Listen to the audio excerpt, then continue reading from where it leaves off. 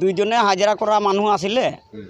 এতে কালি এক বিলি হাজিৰা কৰিখিনি মালটো খাইখিনি মানে লেটেং পেটেং আহোঁতে এনেকুৱা হৈ গ'ল যে মাৰা কাটা একেবাৰে মানে ঘপিয়ে পেলালে আৰু কি কৰিবি আৰু আমিতো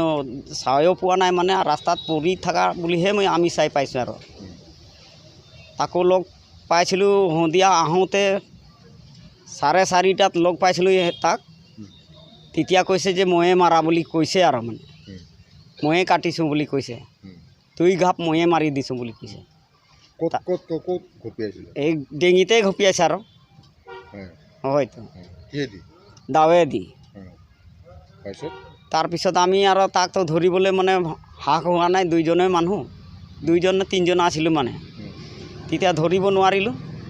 তাৰপিছত অলপ পিছত আহিখিনি আৰু ৰাইজৰ মানুহ মাতি লৈখিনি মানে তাক ধৰি বান্ধা কৰি 7টা-8টামান হৈছিলে আৰু ৰাতিটো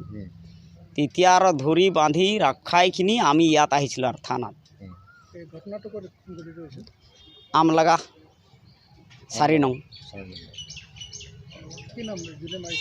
এইটো নিৰ্মল পাগলা